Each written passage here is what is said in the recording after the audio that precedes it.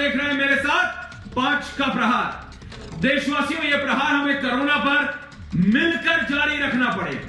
मिलकर, सबसे महत्वपूर्ण शब्द है एक साथ जुट होकर, क्योंकि अगर आप और हम इस समय तितर बितर हो गए, अगर हमारे राजनेताओं को अभी भी समझ नहीं आया कि वो एक दूसरे पर छीटाकशी करके, एक दूसरे पर आरोप प्रत्यारोप लगाकर अगर वो इसी तरह से चलते रहे तो कोरोना जीत जाएगा और हम हार जाएंगे। और ये हम बर्दाश्त नहीं कर सकते, ये हम सोच नहीं सकते। इसीलिए आपका और हमारा साथ बने रहना बेहद जरूरी है। इसीलिए मैं बार बार कह रहा हूं, जो लोग सिर्फ नेगेटिविटी, जी हां, जिसे कहते हैं ना कि या आप ग्लास को आधा भरा देखिए या आधा खाली देखिए, जिन लोगों की आदत है सिर्फ नेगेटिविटी फैलाना, जिन लोगों की आदत है सिर्फ और सिर्फ ये बताना कि हाय हाय हम मर रहे हैं, हाय हम मर रहे हैं, हाय हम हार गए, हाय हम हार गए, अगर हाय हाय करोगे तो पूरी इंसानियत हार जाएगी। और भारत हार नहीं सकता और ना इंसानियत हार सकती। पूरा विश्व आज भारत के साथ है, पूरा विश्व आज मोदी के साथ खड़ा है। क्यों?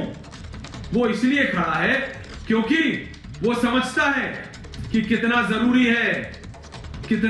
है आज भारत के साथ खड़े रहना, कितना जरूरी है आज मानवता के साथ खड़ा रहना, कितना जरूरी है आज आप और हमारा एक साथ खड़े रहना। ये आपको समझना पड़ेगा और हमारे राजनेताओं को भी। इसीलिए मैं बार बार कह रहा हूं, बार बार, कि अगर हम तितर बितर हो गए, अगर हम अलग अलग हो गए तो फिर बचाने वाला कोई नहीं हो। हमें साथ रहना है, हमें साथ मिलकर जीतना है। अगर हम साथ नहीं खड़े रहे तो ये कोरोना जीत जाएगा।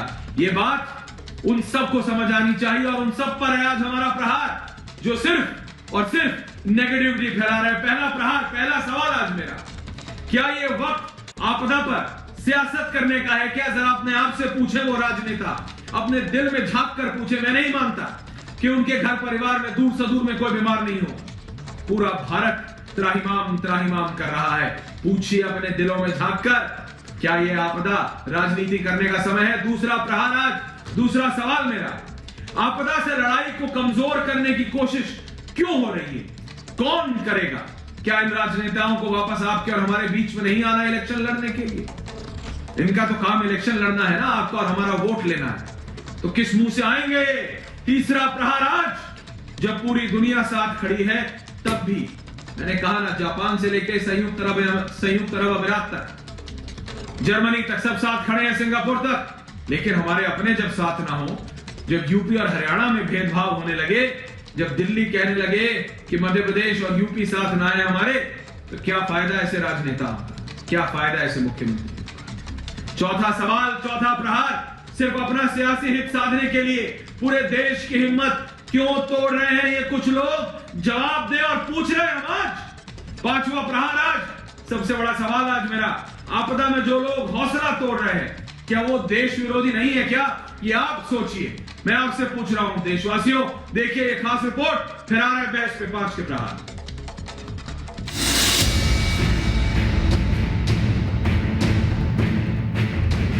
ये तस्वीरें उन लोगों के लिए नजीर हैं जिनका काम सिर्फ और सिर्फ देश की व्यवस्थाओं पर सवाल उठाना है।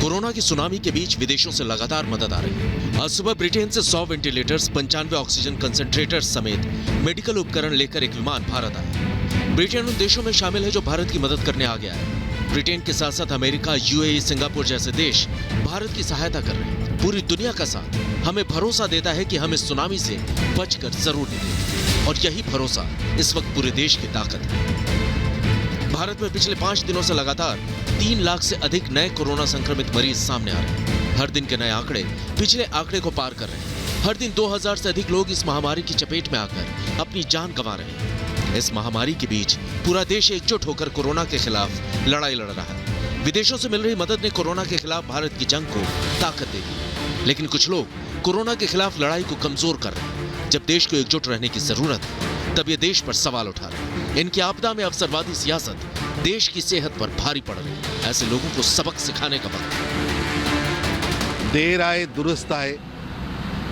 सोनिया जी, ये जो सुझाव आपने दिया है सराहनीय है, लेकिन ये प्रियंका गांधी जी को, राहुल गांधी जी को और कांग्रेस के बाकी छुटभैये नेताओं को दो, जो रोज महामारी से लड़ने की बजाय देश की जनता की सेवा में लगे नरेंद्र भाई मोदी और उनकी टीम से लड़ने का प्रयास कर रहे हैं। आज सवाल उन लोगों से है जो कोरोना के खिलाफ लड़ाई से भाग रहे हैं। इनके पास देश से लड़ने का कोई प्लान नहीं है, बस अपने सवालों से लोगों को भ्रमित करने की कोशिश कर रहे हैं। ये देश का फायदा नहीं, नुकसान कर रहे हैं। इसलिए आज जरूरी है कि देश का हौसला तोड़ने की कोशिश करने वालों पर हम करें प्रहार।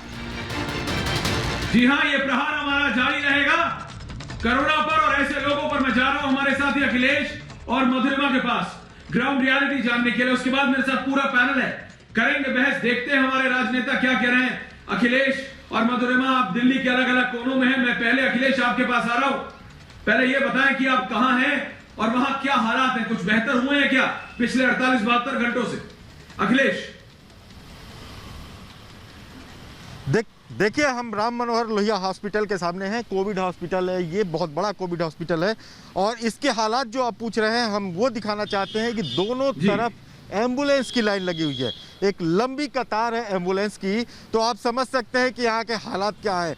हर मिनट पे यहाँ पे एक कोविड पेशेंट आता है, उसके बाद कुछ एक आध 5 मिनट 10 मिनट के बाद देखा जाए तो एक डेड बॉडी निकलती है। हालात बहुत ख़राब है। इसको लेकर के आपने देखा होगा सुबह से लेकर अब तक दिल्ली में सुप्रीम कोर्ट से लेकर हाई कोर्ट तक लगातार चिंता जता रहे हैं और ये कह रहे हैं कि हमें लोगों की जान कीमती है, हमें बचाना है और ऑक्सीजन की अगर कमी होती है तो इसकी जवाबदेही तय की जाएगी। ये बात सुप्रीम कोर्ट ने भी कही, ये बात दिल्ली हाई कोर्ट ने भी कही और दिल्ली हाई कोर्ट ने कहा कि अगर कालाबाजारी जो कर रहा है, जो रिफिलर कर रहा है, उसकी कंपनी को दिल्ली सरकार टेक ओवर कर ले, कर्मचारियों के साथ टेक ओवर कर ले। सख्त है अदालत, सख्त है सुप्रीम कोर्ट, लेकिन उसके बावजूद हालात अभी ऐसा नहीं कह सकते कि बहुत बेहतर हुआ है। लोग हॉस्पिटल चक्कर काट रहे हैं, ऑक्सीजन सिलेंडर नहीं मिल रहे हैं और लोगों की परेशानी यही है कि रेमडेसिविर मिले और ऑक्सीजन मिले और ये सारी चीज़ें सरकार मुहैया नहीं कर पा रही है। कोर्ट कह रहा है कि आप नाकाम साबित हो रहे हैं, आपको अभी ध्यान देना होगा। चीफ सेक्रेटरी को कहा है कि नोडल अधिकारियों के साथ मीटिंग करिए।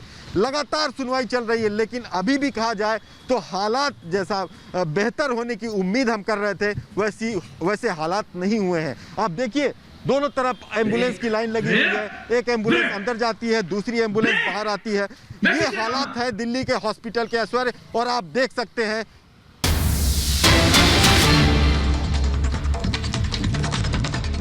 बड़ी ब्रेकिंग आ रही है। अखिलेश, मैं आपके पास रोक रहा हूं, दोबारा आ रहा हूं। अखिलेश हमारे लीगल कॉरेस्पॉन्डेंट है, अखिलेश के पास में आ रहा हूं वापस। अखिलेश, ये बड़ी ब्रेकिंग आ रही है। दिल्ली सरकार को हाई कोर्ट की फटकार, हालत नहीं समझ रहे हैं तो हमें बताएं। दिल्ली हाई कोर्ट ने कहा हम केंद्र सरकार को निर्देश देंगे।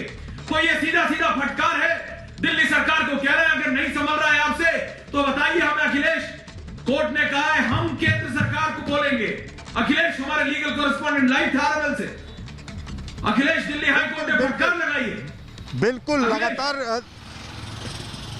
बिल्कुल दिल्ली हाईकोर्ट इसके पहले भी फटकार लगातार आ रहा है क्योंकि इनके पास कंटेनर नहीं था, पहले कंटेनर की व्यवस्था नहीं कर सके और यहाँ तक कोर्ट ने कहा था कि हम आपको क्या आप चाहते हैं कि आपके घर पर ले जाकर केंद्र सरकार आपको ऑक्सीजन मुहैया कराए। आज भी कह रही है दिल्ली हाईकोर्ट ने कहा है कि आपके पास अगर हमारे कहने के बावजूद भी आप मैनेज नहीं कर पा रहे हैं तो क्यों ना हम इस मामले को सेंट्रल गवर्नमेंट को सौंप दें। क्यों ना कालाबाजारी आप नहीं रोक पा रहे हैं, आपके चीफ सेक्रेटरी लगातार मीटिंग कर रहे हैं, कोई हल नहीं निकल रहा है, क्यों ना हम इस मामले को सेंट्रल गवर्नमेंट को सौंप दें।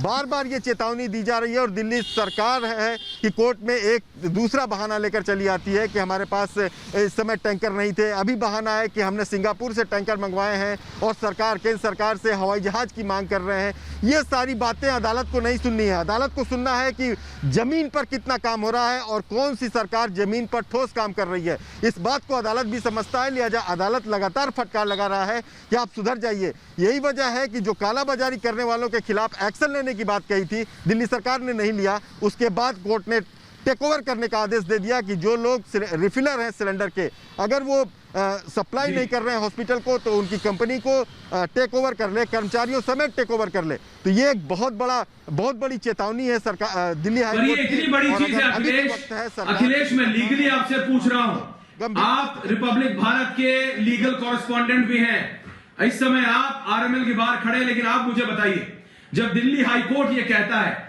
कि अगर दिल्ली सरकार आपसे नहीं संभल रहा तो हमें बताइए, हम केंद्र सरकार को बोलते हैं। मैं कह रहा हूं इसमें कोर्ट की क्या आवश्यकता थी? अखिलेश मेरे को जरा लीगली समझाइए, क्योंकि जनता को मैं ये इसी पे अगली बहस है। क्या दिल्ली सरकार केंद्र सरकार से डायरेक्ट बात नहीं कर सकती?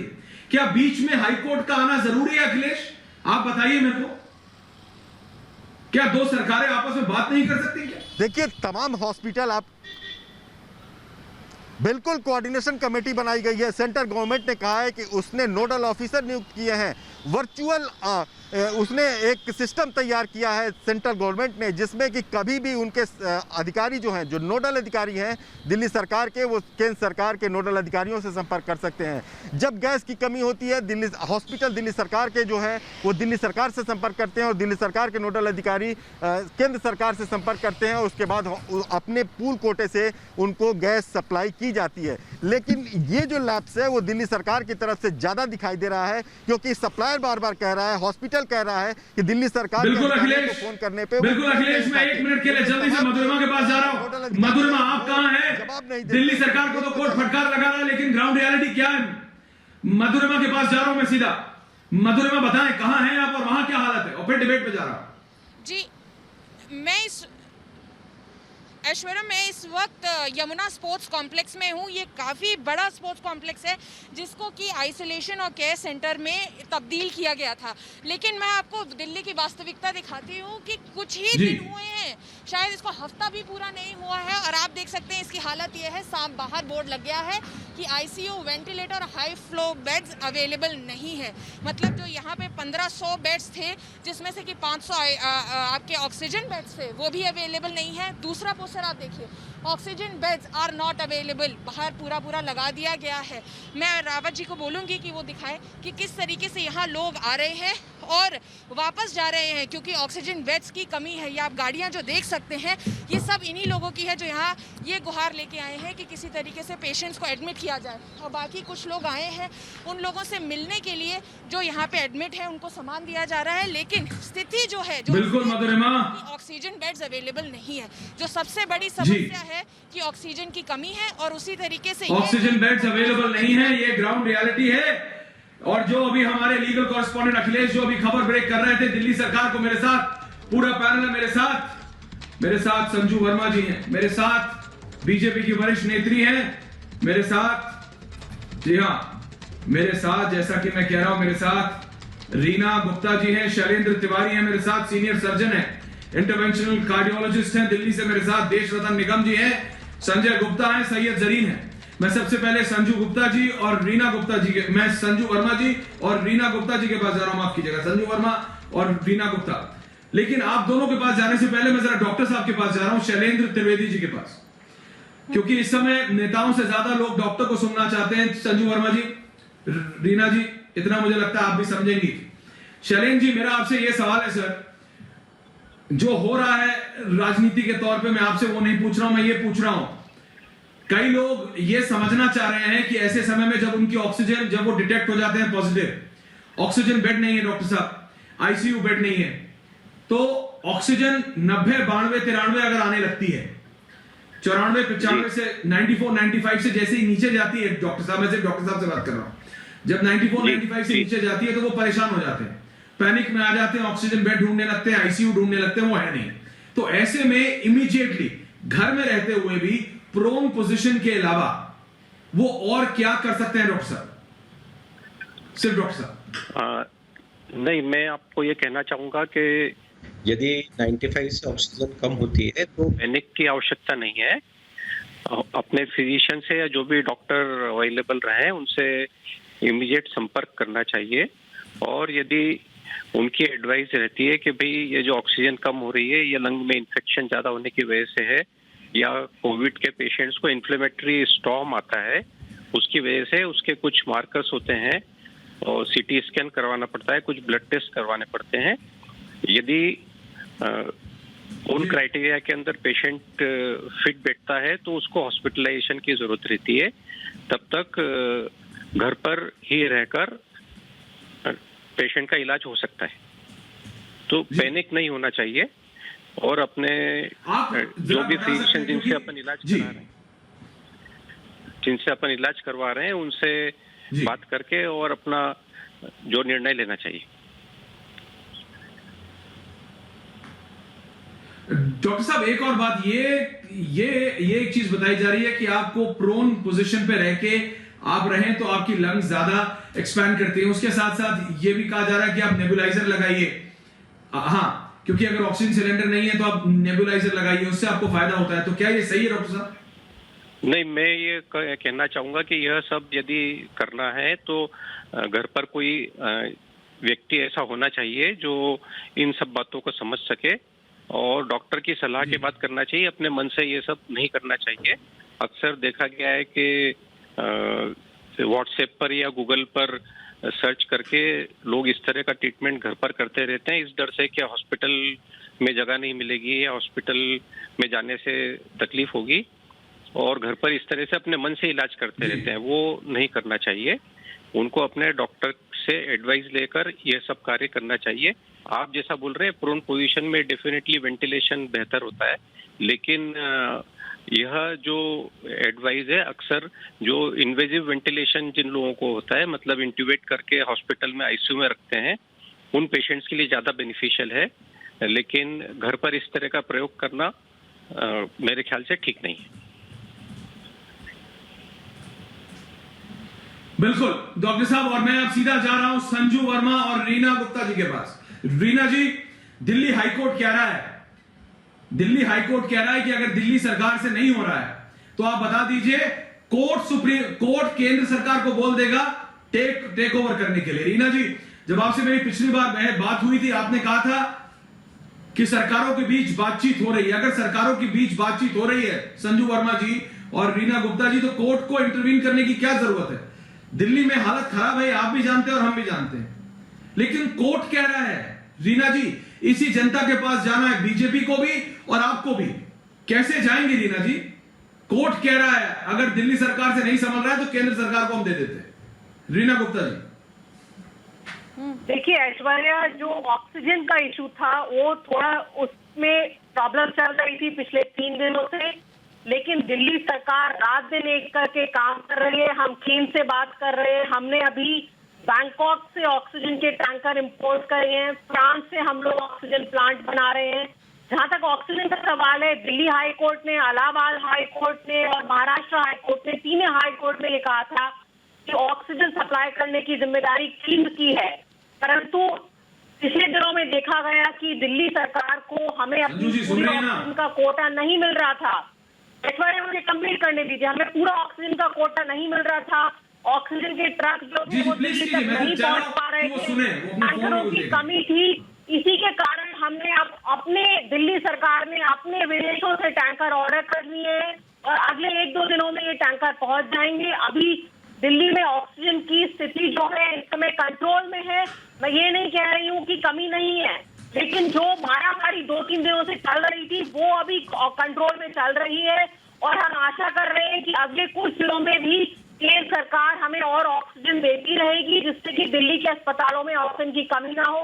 लेकिन ऐश्वर्या, आपको ये भी देखना पड़ेगा कि ऑक्सीजन की कमी सिर्फ दिल्ली में ही नहीं है, आसपास दिल्ली के यूपी, हरियाणा सब जगह कमी चल रही है। और उसकी वजह से क्या हो रहा है, जो जिन मरीजों का इलाज लेकिन रीना गुप्ता जी, क्या दिल्ली आपने किसी और प्रदेश के हाई कोर्ट को ये बोलते हुए सुना रीना जी? और ये सवाल मैं सीधा अब संजू वर्मा जी के पास जा रहा हूँ, मुझे बताइए। देखिए, प्रदेश की जनता सुन रही है, देखिए प्रदेश की और देश की जनता देख रही है, सुन रही है, आप दोनों को भी।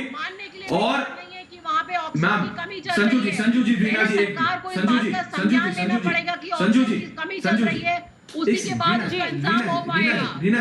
रीना जी, मेरा सवाल तो सुन लीजिए। मैं ये कह रहा हूं, क्या किसी और प्रदेश के हाईकोर्ट ने ऐसा कहा कि अगर आपकी सरकार से नहीं संभल रहा है तो बता दीजिए, हम केंद्र सरकार को बोल देते हैं? और संजू वर्मा जी, ये सवाल मेरा आपसे भी है कि क्या केंद्र सरकार का ज्यादा दायित्व नहीं बनता, क्योंकि दिल्ली फुल स्टेट नहीं है, स्पेशल स्टेटस है, क्या सेंट्रल गवर्नमेंट का ये ज्यादा दायित्व नहीं बनता कि दिल्ली सरकार की ज्यादा मदद करे कि कोर्ट को इस तरह की टिप्पणी ना करनी पड़ती? मदद तो जनता की हो रही है ना, मदद तो जनता की हो रही है। संजू जी।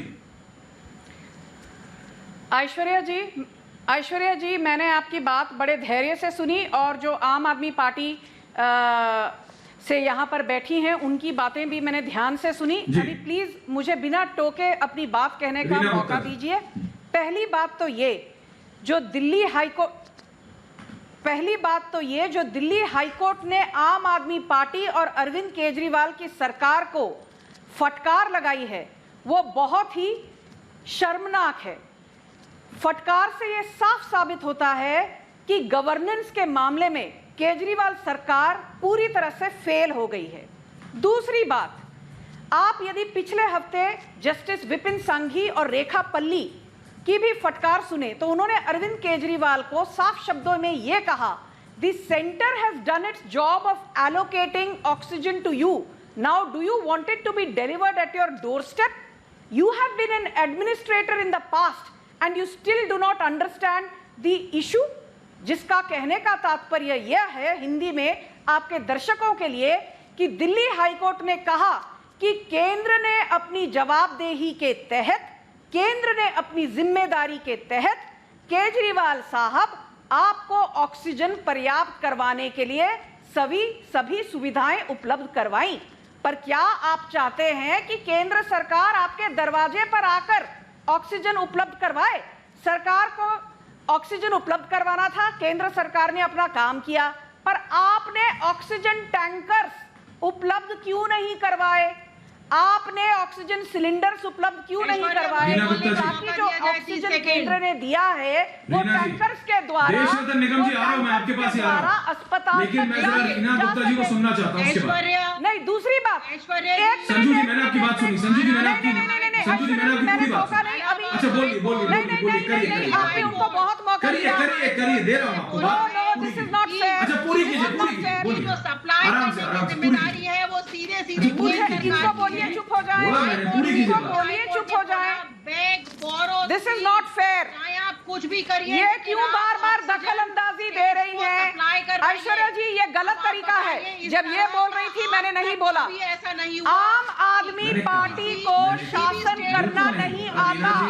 आम आदमी पार्टी को प्रशासन रीना जी वन बाय वन करते हैं, रीना जी वन बाय वन करते हैं, रीना जी वन बाय वन करते हैं। रीना जी चाहिए केजरीवाल जी। मैं आप दोनों का ऑडियो डाउन कर रहा हूँ, सुनिए मेरी बात। मैं जा रहा हूँ देश रतन निगम जी के पास, आप दोनों नहीं सुनेंगे। मैं जा रहा हूँ देश रतन निगम जी, देश रतन निगम जी, मैं जा रहा हूँ देश रतन निगम जी के पास। मैं आप दोनों से ये निवेदन करते हुए जा रहा हूँ कि आप ये बात समझें, सारे पैनलिस्ट समझें, ये बहुत महत्वपूर्ण इशू है।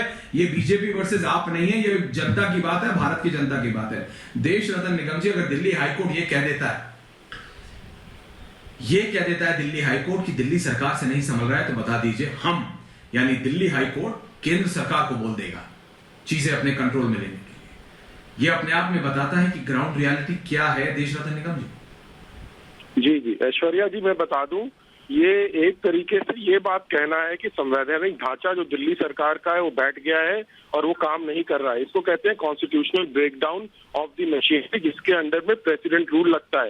लेकिन कोर्ट में बड़ा थोड़ा सा इनडायरेक्ट वे में कहा है कि आपसे नहीं संभलता है तो हम केंद्र सरकार को कह देते हैं। तो इसका मतलब यही होता है, लेकिन ये बात शायद लोगों को समझ में नहीं आ रही है। दूसरा, संजू वर्मा जी ने जिस ऑर्डर की बात करी है वो ऑर्डर देखिए मैंने भी पढ़ा हुआ है, और एज लॉयर मैं बता दूं, बहुत बड़ी बात वहां के कोर्ट ने कही है कि आप अपना काम नहीं कर रहे हैं, केंद्र सरकार ने अपना काम कर दिया है। वो ऑर्डर पढ़िए, ऑर्डर में बड़ा साफ लिखा हुआ है कि आपको घर में थाली पे नहीं दी जाएगी, आप भी अपना काम करिए। राज्य सरकार का जो रोल होता है वो किस लिए चुनी जाती है? ये सारा काम केंद्र सरकार करेगा। उनका काम था डिस्ट्रीब्यूशन और सप्लाई आपको एक हद तक देनी थी, उसके बाद आपको वहां से उठानी थी ऑक्सीजन, आपने नहीं उठाई। आज आप कह रहे हैं कि हम टैंकर्स मंगा रहे हैं, तो इतने दिन से आप कर क्या रहे थे? एक महीने से कोविड की जो दूसरी वेव आई है वो शुरू हो गई है। अक्टूबर में 8 प्लांट सैंक्शन हुए थे, एक ही बने। हॉस्पिटल्स ने मना कर दिया कि आपके पास जगह नहीं है, और आपके पास जगह नहीं है। केंद्र सरकार कुंभ का मेला करवा रही थी। अरे आप दिल्ली की बात करें, आप दिल्ली की बात करें, कुंभ के मेले का कोई भी ऐसा एविडेंस नहीं आया है कि जिसकी वजह से कोविड बढ़ा है। तो आपको पता होना चाहिए, कोई ऐसा सबूत नहीं आया है कि इसकी वजह से ये बढ़ा है। तो और इसलिए दिल्ली आप कुंभ पे ना जाएं, जो केंद्र अपने राज्य सरकार के को, बारे में बात करें आप। सरकार देखिए को ऐसे बीच में नहीं बोलिए, दिल्ली में बीच में नहीं लगवाए बोलिए, आप गलत कर रही हैं। शिष्टाचार की बात करिए, शिष्टाचार में आप शांत रहिए। आप दिल्ली हाई कोर्ट का जजमेंट पढ़ती नहीं है और यहाँ पर आके इधर उधर की बात करती हैं। दिल्ली हाई कोर्ट ने आपके मुंह पर तमाचा मारा है, आपको समझना चाहिए। आपके मुंह पे ऐसा तमाचा दिल्ली हाई कोर्ट ने मारा है, फिर भी आप राजनीति कर रही हैं। आज आप कह रही हैं कि हम बैंकॉक से मंगा रहे हैं, आज आप कह रही हैं कि फ्रांस से मंगा रहे हैं, जब इतने हजारों लोग मर चुके हैं सड़क पे हैं। और यमुना स्पोर्ट्स कॉम्प्लेक्स का देखिए, आप यमुना स्पोर्ट्स कॉम्प्लेक्स का देखिए ना, आप यमुना स्पोर्ट्स कॉम्प्लेक्स में आपके मुख्यमंत्री ने बड़ी बड़ी फोटो खिंचवा दी, लेकिन वहाँ पे ना ऑक्सीजन है, ना आईसीयू बेड है, ना कुछ है। ये यमुना स्पोर्ट्स कॉम्प्लेक्स की आपने बड़ी बड़ी फोटो दे दी, कोई फैसिलिटी वहाँ पे नहीं थी। आप सिर्फ रीना जी मैं आ रहा हूँ, टीवी चैनल, रीना जी मैं वापस आ रहा हूँ आपके पास। मेरे पास एक ब्रेकिंग न्यूज आ रही है, मेरे पास एक ब्रेकिंग न्यूज आ रही है, मेरे पास एक ब्रेकिंग न्यूज आ रही है, मेरे पास एक ब्रेकिंग न्यूज आ रही है। हरियाणा और पंजाब से हरियाणा के गृह मंत्री हैं, मेरे पास ब्रेकिंग न्यूज आ रही है। हरियाणा के गृह मंत्री अनिल विज, उनका बयान आया है। वो कह रहे हैं कि पंजाब के आरोपों पर, अनिल विज ने बयान दिया है, कहा है पंजाब के आरोप बेबुनियाद है। अनिल विज कह रहे हैं ऑक्सीजन टैंकर रोकने का आरोप गलत है। तो ये पूरी राजनीति जारी है। संजय गुप्ता जी, कांग्रेस के प्रवक्ता हैं आप, ये दिल्ली हो चाहे पंजाब हो, ये बीजेपी, कांग्रेस, आम आदमी पार्टी, ये जनता के लिए भी साथ में काम नहीं कर सकते हैं क्या? संजय गुप्ता जी, इससे हाल क्या खराब होंगे? मैं ये यहाँ पे मैसेज देना चाह रहा हूं कि भाई सब लोग पॉजिटिव रहे। हमारे राजनेता ही आपस में लड़ते रहेंगे। संजय गुप्ता जी, कैसे चलेगा ऐसे? ये जनता है, सब देख रही है। संजय गुप्ता जी देखिए, संजय गुप्ता जी बोलिए। ऐश्वर्या जी, राजनीतिक दलों का विषय नहीं है, विषय सरकारों का है, विषय सरकारों का है। आज दरअसल बात यह है कि चाहे आज हाईकोर्ट का जो डिसीजन आया है, तो सरकार दल ही तो बनाते हैं। ये मैं कहता हूँ फटकार की जरूरत नहीं है। इस केजरीवाल सरकार को बर्खास्त कर देना चाहिए। केवल पार्टी का विषय पे बात मैं नहीं कर रहा हूं, मैं कहना चाहता हूं जहां जहां सरकारें काम नहीं कर पा रही हैं, निष्फल हैं, उनको वहां से हटाना चाहिए, बर्खास्त हो जाना चाहिए। यहाँ पे प्रेसिडेंट रूल लगना चाहिए, मगर आधा प्रेसिडेंट रूल तो लगा ही है, आधा प्रेसिडेंट रूल तो लगा ही है ना। केंद्र शासित प्रदेश है, आप बता दीजिए केंद्र के माध्यम से क्या फायदे जनता को दिल्ली के अंदर मिल रहे हैं। आप जाएंगे, ना तो दवाइयाँ हैं, ना बेड हैं, ना कहीं पर आप वैक्सीन है। मैं कहना चाहता हूँ जितनी समुचित व्यवस्था थी, खाने की चीजें महंगी हो चुकी हैं, शमशान पटे पड़े हैं, आज लोगों को जलाने तक की व्यवस्था नहीं है। जी, तो मैं कहना चाहता हूँ केंद्र का भी बराबर का दोष है। आप बताइए उत्तर प्रदेश के अंदर बता दीजिए, हरियाणा में बता दीजिए, वहां तो मुख्यमंत्री साहब कह रहे हैं कि बेड भी हैं, हमारे पास सारी चीजें हैं। तो आप मुझे बताइए कि ऐसे बेड जब वहां पर अवेलेबल हैं, क्यों वहां पर लोग मर रहे हैं? उत्तर प्रदेश में मैं पूछना चाहता हूँ। आज ये दलों की बात नहीं है, मैं राजनीतिक दल की बात नहीं करना चाहता, सरकारों की बात करना चाहता हूँ। चुनी हुई सरकारें इस्तीफा दें, जहां जहां काम नहीं कर सकते। किस तरह का मंजर है इस देश के अंदर, आज इस पे बात करनी पड़ेगी। लाशों के ढेर लगे हैं, लोग आज अस्पतालों के बाहर सड़कों पर पड़े हैं, ऑक्सीजन के बिना तड़प रहे हैं। रीना गुप्ता जी, संजू वर्मा जी, एक सेकंड, मेरा एक सवाल आप सबसे, रुकिए एक मिनट, ये जो सवाल है, और देश रत्न निगम जी आप भी प्लीज इसको सुनिएगा। रीना जी एक मिनट रुकिए आप सब। संजय गुप्ता जी आपने बोला, मेरा सुनिए। ये जो लोग हैं और जनता सुन रही है, दर्शक सुन रहे हैं, रीना गुप्ता जी, संजू वर्मा जी, दोनों आप, क्योंकि एक केंद्र में सरकार है, एक की दिल्ली में सरकार है। मुझे ये बताइए, ये जो लोग सिर्फ ये जो ग्लूम की जो दिखा रहे हैं ना कि बिल्कुल मर गए हम, तो बर्बाद हो गए, भारत बर्बाद हो रहा है, ये लोग जो सिर्फ सवाल उठाने के लिए आते हैं, चाहे वो सोशल नेटवर्किंग साइट पे हो, ट्विटर पे हो, फेसबुक पे हो, जहां मर्जी हो, मैसेजेस बना भेजते हैं, जो ये सिर्फ सवाल लगाते हैं। मैं ये इनको चैलेंज करता हूं, आप बेहतर कर सकते हैं क्या? आप बेहतर कर सकते हैं तो आइए करिए, आपको चांस देते हैं। आप बेहतर कर सकते हैं क्या संजय गुप्ता? आप बेहतर कर सकते हैं क्या? आप बेहतर कर सकते हो? बहाना करेंगे, आप मेरे को जवाब दो। बिल्कुल कर सकते हैं। मचा हुआ है, जनता परेशान है, की बीमारी, सहानुभूति की बीमारी आई, इस देश ने लड़ा, कुछ कर नहीं सकते तो साथ तो आ जाओ। कि ये सरकारें हैं, संजय गुप्ता सवाल सुन लो, संजय गुप्ता दिल्ली के अंदर नहीं लगा है, संजय गुप्ता जी सवाल सुन लीजिए। संजय गुप्ता जी सिर्फ सवाल, संजय गुप्ता जी सुन तो लो, संजय गुप्ता जी सुन लो। हाथ यूं हिलाने से मैं भी हिला सकता हूं, हाथ हिलाने से नहीं आती ऑक्सीजन। बात सुनो मेरी, मैं ये कह रहा हूं सिर्फ सवाल उठाने से क्या आप केंद्र सरकार या राज्य सरकार से बेहतर काम कर सकते हो क्या? अरे मत मरने, साथ में आओ ना, साथ में क्यों नहीं आते? काम क्या मैं ये जब बात बीजेपी और आपको कह सकता हूं तो कांग्रेस को ना दो में ना बताइए कांग्रेस को ना दो में कांग्रेस को ना दो में है ना 5 में है। कांग्रेस ने 22 साथ तो आ जाओ, हाथ से हाथ तो मिला लो, ताकत तो बढ़ा दो। मैं पूछना चाहता हूं कितने अस्पताल बनाए हैं और रीना गुप्ता जी किसने कितने बनाए? मैं आज नहीं, अरे भाई आज समय है ये पूछने का, शर्म आती है कि नहीं आती है? ऑक्सीजन आज देखिए संजू जी, आपको भी ये बात समझनी पड़ेगी। आम आदमी पार्टी को आप लोग उंगली उठाते रहिए, आम आदमी पार्टी आप पे उंगली उठाती रहे, सिर्फ 2 लोग रहेंगे, रीना गुप्ता और संजू वर्मा जी। ये संजय गुप्ता जी को रोकिए। हाई कोर्ट के आप दोनों को भी समझना पड़ेगा मैम, हम देश की राजधानी की बात कर रहे हैं, एक दूसरे पे उंगली उठानी बंद कीजिए प्लीज। संजू जी बोलिए, संजू जी बोलिए।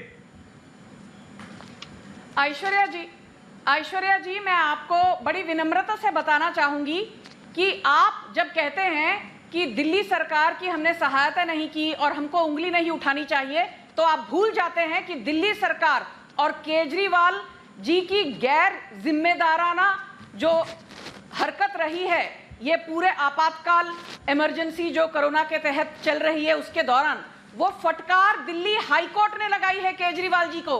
भारतीय जनता पार्टी ने फटकार नहीं लगाई। दिल्ली हाईकोर्ट ने कहा है अरविंद केजरीवाल को कि आप सक्षम नहीं हैं प्रशासन करने के लिए, शासन करने के लिए। यदि आपसे नहीं संभलता तो कृपया हट जाइए। केंद्र ने जो बन पाया वो कर दिया है, आगे भी करती रहेगी। आपको एक बात बता दूं साफ साफ, 14.5 करोड़ लोगों को वैक्सीनेशन दिलवाया गया है पिछले कुछ महीनों में। क्या यह बात सराहनीय नहीं है? आज 4 वैक्सीन हैं, 2 ऑलरेडी काम पर लागू हैं और 2 को इमरजेंसी अप्रूवल मिल चुकी है। कोविशील्ड, कोवैक्सीन, जाइडस कैडिला की, विराफिन और Sputnik 5। Oxygen plant, 8 oxygen plant लगवाने की अनुमति दी थी 2020 में। केजरीवाल सरकार के पास 600 करोड़ विज्ञापन पर खर्च करने के लिए तो हैं, पर एक ऑक्सीजन प्लांट लगाने के लिए आपके पैसे नहीं है। आपके पास दिल्ली में एक अस्पताल स्थापित करने के लिए केजरीवाल के पास पैसे नहीं है। दिल्ली में एक जवाब दीजिए, ठीक है केजरीवाल के पास पैसे नहीं है।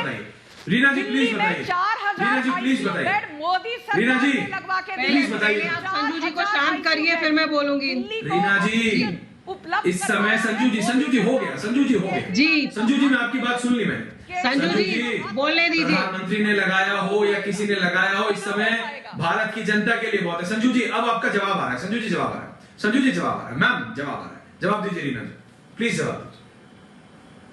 देखिए ऐश्वर्या जी, इस समय देश के सामने महामारी चल रही है और केंद्र को और राज्य सरकारों को मिलकर काम करना पड़ेगा। लेकिन मुझे इस बात का बहुत दुख है कि अभी भी बीजेपी की जो केंद्रीय सरकार है वो गिरी हुई तुच्छ राजनीति में लगी हुई है और वो बिल्कुल भी कोशिश नहीं कर रही है कि वो दिल्ली सरकार की मदद करे। जहां तक कि ऑक्सीजन प्लांट का सवाल है, पीएम केयर फंड से एक सेकंड संजू जी, एक सेकंड संजू जी उनको बोलने दीजिए ना, उनको भी तो बोलने दीजिए। आप करते हैं तो उन्होंने तो नहीं कहा, उनको भी बोलने दीजिए। दिल्ली में नहीं लगा, सारा पैसा का गबन हो गया। इसमें किसकी गलती है? केंद्र सरकार की गलती है। महाराष्ट्र हाईकोर्ट ने और इलाहाबाद हाईकोर्ट ने, दिल्ली हाईकोर्ट ने, तीनों हाईकोर्ट ने कहा है कि ऑक्सीजन का सप्लाई करने का काम केंद्र सरकार का है। राज्यों में ऑक्सीजन सप्लाई हो रही है, अगर ग्राउंड में ऑक्सीजन सप्लाई नहीं हो रही है तो उसका क्या फायदा? जनता को कागजों की ऑक्सीजन का क्या फायदा? जो ऑक्सीजन के जो ट्रक है वो यूपी में और हरियाणा में रोके जा रहे हैं, तो उस ऑक्सीजन का हम क्या करेंगे जब वो ऑक्सीजन दिल्ली तक पहुंच ही नहीं रही है? बहुत ही गिरी हुई राजनीति का एक उदाहरण दे रही है केंद्र सरकार इस समय। ऐसी आपदा के समय सबको मिलकर काम करना चाहिए और केंद्र सरकार सिर्फ राजनीति में लगी हुई है। केंद्र सरकार को चाहिए कि सबको इकट्ठा करें और सबके साथ काम करें। आप देखिए कितनी बुरी हालत बनी हुई है यूपी में, हरियाणा में। वहाँ क्या कर रही है बताइए? दिल्ली में तो आम आदमी पार्टी की सरकार है, यूपी और हरियाणा में क्या हो रहा है? पूछिए संजू वर्मा जी से, बनती है या नहीं? सबको रोक रहा हूं मैं, ब्रेकिंग न्यूज आ रही है मेरे पास। दिल्ली हाईकोर्ट ने ऑक्सीजन पर जानकारी मांगी है। हाईकोर्ट ने दिल्ली सरकार से जानकारी मांगी है। कल सुबह 10 बजे तक मैं सिर्फ स्क्रीन पर रीना गुप्ता जी चाहता हूं, मैं सिर्फ स्क्रीन पर रीना गुप्ता जी चाहता हूं और देश रत्न निगम जी इसके बाद में आऊंगा आपके पास। और अगर अखिलेश जुड़ रहे हैं, मैं चाहता हूं हमारी इनपुट डेस्क अगर अखिलेश जी को जोड़ दे, हमारे लीगल कॉरेस्पॉन्डेंट। दिल्ली हाईकोर्ट ने कहा है, रीना गुप्ता जी, हाईकोर्ट ने दिल्ली सरकार से मांगी है जानकारी, कहा है कल सुबह 10 बजे तक हलफनामा दें। रीना गुप्ता जी, मैं कह रहा हूं थोड़ी देर पहले हाईकोर्ट ने कहा कि अगर आपसे नहीं संभल रहा है तो बताइए, हम केंद्र सरकार को देते हैं। और रीना गुप्ता जी, अब हाईकोर्ट कह रहा है, माननीय दिल्ली हाईकोर्ट कह रहा है कि कल सुबह 10 बजे तक दीजिए, तो जो दिक्कत है वो सुधर नहीं रही है। रीना गुप्ता जी, ये तो ग्राउंड रियलिटी आपको पता है। मेरी रिपोर्टर यमुना स्पोर्ट्स कॉम्प्लेक्स में थी, बाहर लगा है ना ऑक्सीजन है, आईसीयू तो भूल जाइए, वेंटिलेटर तो भूल जाइए, ऑक्सीजन के लिए भी बैनर लगा दिया है। तो ये बात देखिए, जब सवाल उठते हैं ना रीना जी, तो एक दूसरे को काउंटर, यही बात मैं संजू वर्मा जी को भी कहता हूं, एक दूसरे को काउंटर करते रहेंगे, उससे जनता का कोई फायदा नहीं है। हाईकोर्ट को बीच में आना पड़ रहा है दिल्ली सरकार और केंद्र सरकार के बीच में समन्वय बिठाने के लिए। ये दोनों सरकारों के ऊपर, ये दोनों एक नहीं, दोनों सरकारों के ऊपर है। रीना गुप्ता जी, आप क्या कर रहे हैं पहले बताइए, फिर मैं उनसे पूछता हूं। रीना जी। ऐश्वर्या जी, मैं आपके चैनल के माध्यम से भी, संजू वर्मा जी के माध्यम से भी यही कहना चाहूंगी कि केंद्र सरकार जो हमारा ऑक्सीजन का कोटा है, वो हमारा ऑक्सीजन का कोटा हमें दिलवाए। अगर अब केंद्र सरकार कह रही है कि आप ऑक्सीजन उड़ीसा से और वेस्ट बंगाल से लेके आइए, तो ऐश्वर्या जी, वहां से ऑक्सीजन दिल्ली पहुंचने में ही 4 दिन लग जाएंगे। ऐसे कोटे का क्या फायदा, आप बताइए। आप हमें आसपास के राज्यों से ऑक्सीजन क्यों नहीं दे रहे हैं? इतनी दूर से कोटा कैसे आएगा, आप बताइए। और जब दिल्ली सरकार को नजर आ गया है कि केंद्र सरकार हमारी बिल्कुल मदद नहीं कर रही, तो अब हमने डिसाइड कर लिया है कि हम विदेशों से अपने ऑक्सीजन टैंकर मंगा रहे हैं, क्योंकि हमने देख लिया कि केंद्र सरकार हमारी कोई मदद नहीं कर रही। आम आदमी पार्टी कह रही है, तो आम आदमी पार्टी कह रही है कि उनके अनुसार केंद्र सरकार मदद नहीं कर रही है। संजू वर्मा जी सीधा आरोप लगा रहे हैं, सीधा आरोप लगा रहे हैं जी। तो ऐश्वर्या जी, एक बात मैं आपसे स्पष्ट तौर से कहना चाहती हूं, आप जो बार बार कह रहे हैं कि नेता कुछ कर नहीं रहे, मोदी सरकार और दिल्ली सरकार दोनों एक दूसरे पर उंगलियां उठा रही हैं, आप गलत नैरेटिव दिखा रहे हैं। दिल्ली सरकार ने दिल्ली हाईकोर्ट ने मोदी सरकार को फटकार नहीं लगाई है, यह आपके दर्शकों को जानना जरूरी है।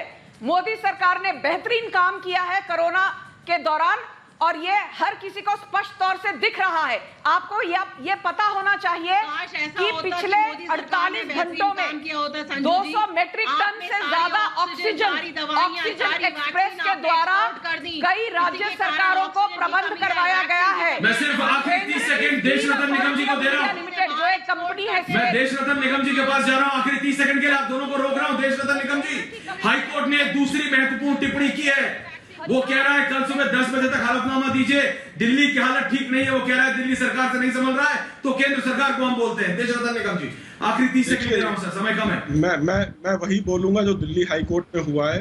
वहां पे हॉस्पिटल्स ने बोला है कि उनको ये नहीं पता है कि कौन उनको ऑक्सीजन की सप्लाई करेगा दिल्ली में और कब तक उनको मिलेगी। तो ये कुप्रशासन है, इसमें केंद्र सरकार का कोई हाथ नहीं है। दूसरा, काला बाजारी को बारे में उन्होंने बोला है कि दिल्ली सरकार काला बाजारी नहीं रोक पा रही है, तो ये कुप्रशासन है, इसमें केंद्र सरकार का कोई हाथ नहीं है। देखिए, कोरोना हमारा दुश्मन है, सरकारें दुश्मन नहीं है, तो कोरोना से हमको भिड़ना है। और जो आप टीवी पे आके गुहार लगाते हैं, आप सीधे केंद्र सरकार से बात करिए और टीवी पे गुहार लगाना छोड़ दीजिए। तो ये टीवी से जो राजनीति करते हैं, सीधे सीधे आप केंद्र सरकार ने वर्चुअल कंट्रोल रूम बनाया। समय कम है, लेकिन मैं सिर्फ आखिरी में 10 सेकंड ये बोल के जा रहा हूं, सरकारें दुश्मन कोरोना है, जो देश रत्न निगम जी ने कहा दुश्मन कोरोना है, साथ में खड़े रहना है। अगर साथ में नहीं खड़े रहेंगे तो कोरोना जीत जाएगा, और तब ना आम आदमी पार्टी, ना कांग्रेस, ना बीजेपी कोई जवाब नहीं दे पाएगा, सबको रहना पड़ेगा। मैं सिर्फ इतना कह रहा हूं, बार बार जब प्रधानमंत्री कह रहे हैं कि ऑक्सीजन पे कोई बॉर्डर नहीं है, तो क्यों आम आदमी पार्टी को यह कंप्लेंट अभी भी हो रही है? कौन है वो लोग, किस वजह से दिक्कत हो रही है, किस वजह से अगर कोऑर्डिनेट नहीं कर पा रही है अगर दिल्ली सरकार, उन्हें और मदद की जरूरत है। आम आदमी पार्टी को तो मिलनी चाहिए, और अगर मिल रही है तो इंप्लीमेंट क्यों नहीं हो रही है?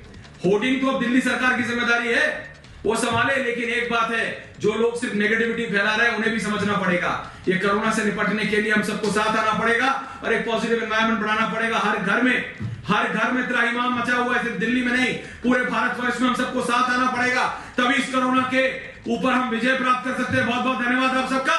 वापस आएंगे एक छोटे से ब्रेक के बाद। समय का मैं माफ कीजिएगा।